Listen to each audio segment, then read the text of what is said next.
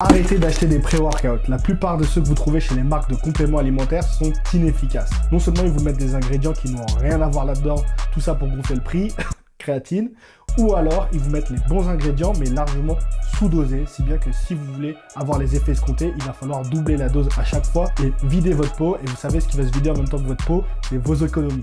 Donc aujourd'hui, on va voir comment faire son pré-workout fait maison. Je m'appelle Hugo Orona, je fais ces vidéos pour vous aider à débuter le powerlifting sans coach. Et que vous soyez power ou en réalité go muscu, on sait tous que le booster, le pré-workout, c'est super important pour la performance. On en a tous abusé un jour ou un autre à un moment dans notre pratique en musculation. Et aujourd'hui, je vais vous montrer comment moi je fais le mien fait maison pour m'assurer d'avoir le bon dosage à chaque fois. Vous inquiétez pas, c'est pas si compliqué que ça et il y a plusieurs avantages à avoir son booster fait maison. Le premier, bien évidemment, c'est d'avoir le bon dosage afin de ressentir les effets escomptés. Le deuxième, c'est la flexibilité. Quand vous prenez un pré-workout, en général, il y a deux effets qu'on cherche à obtenir, c'est le pump et l'excitation, la stimulation apportée par la caféine. Le problème, c'est que quand vous achetez votre pré-workout déjà fait, vous n'avez pas le choix. On vous met tout d'un coup. Et parfois, vous avez des grosses séances et vous allez avoir envie de tout envoyer. Mais parfois, c'est une séance un peu plus chill et vous n'avez pas forcément besoin ou envie d'envoyer la caféine. Vous voulez juste ressentir votre pump.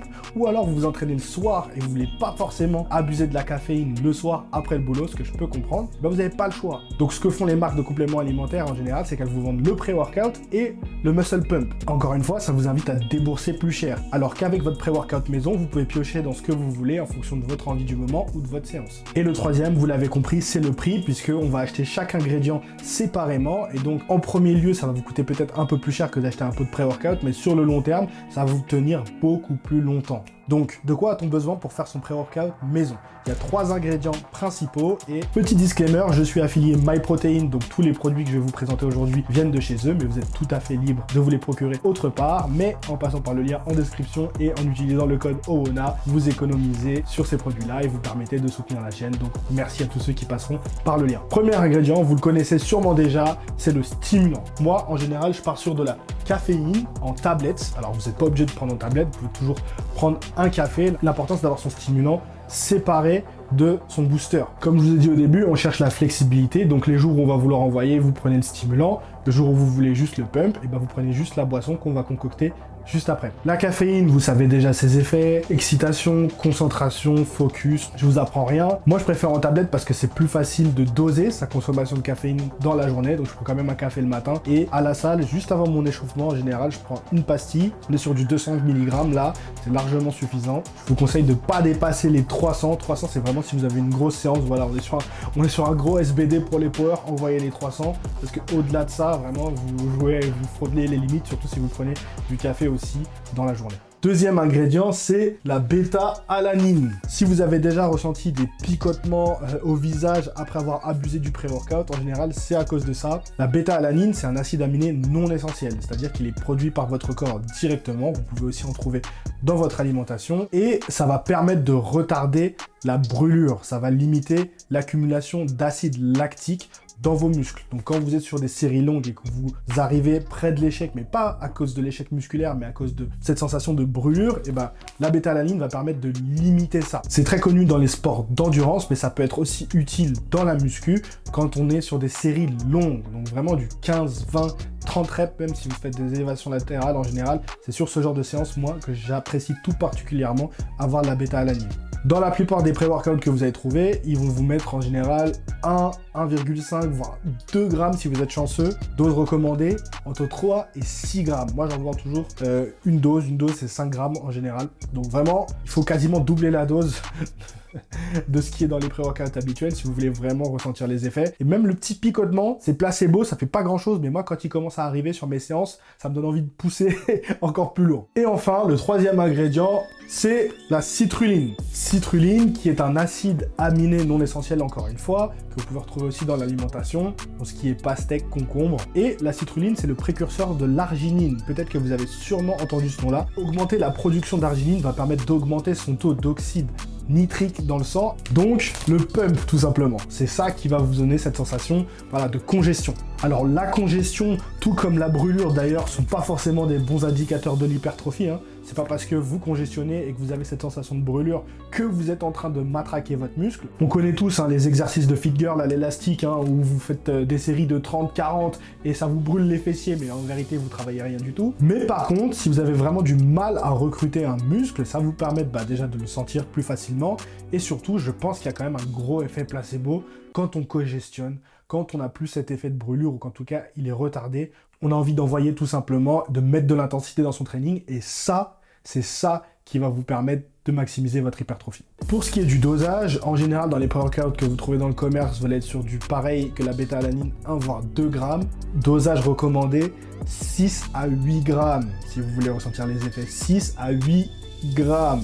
Alors, vous pouvez vous demander, Hugo, tu nous parles de citrulline, mais pourquoi pas prendre directement de l'arginine? Parce que ça existe aussi en complément alimentaire, et si la citrulline c'est un précurseur de l'arginine, autant prendre l'arginine directement. Et bien, figurez-vous que je me suis dit ça aussi, mais il se trouve que les recherches ont montré que c'est mieux de prendre de la citrulline, que apparemment elle serait mieux assimilée puisque la citrulline se transforme en arginine qui va être utilisée, alors que potentiellement l'arginine en plus serait moins assimilée que la citrulline. Moi j'essaie d'utiliser ce qui est efficace, donc c'est ça que je vous recommande. Et une question que vous devez sûrement vous poser aussi si vous êêtre déjà familier avec la citrulline, c'est Hugo, c'est quoi la différence entre L-citrulline et citrulline malate? Parce que là, on est sur de la citrulline malate et parfois, vous pouvez retrouver de la L-citrulline. Il me semblerait qu'en plus d'augmenter la circulation sanguine, la citrulline malate aussi améliorerait l'endurance musculaire. Bon, j'avoue que ça fait pas non plus des miracles, ça change pas vraiment grand-chose, à part votre porte-monnaie, parce qu'il y a quand même une différence entre L-citrulline et citrulline malate. Le plus important, c'est que vous ayez de la citrulline. Prenez celle que vous pouvez acheter et vous aurez des effets quoi qu'il arrive. Donc maintenant, comment on va prendre tout ça? Moi, ce que je fais en général, c'est que... On va enlever ce billet. Je remplis un shaker d'eau avant de partir à la salle et je vais aller mettre 5 grammes de bêta-alanine dedans et 6 grammes de citrulline. Vous pouvez même mettre 8 parce que je vous avoue que la citrulline a un bon goût dans l'eau. Directement dans votre shaker et boire ça. Ça n'a pas un goût super, on va pas se mentir. Moi, ce que je fais d'habitude, c'est que je prends, alors malheureusement, je suis à court.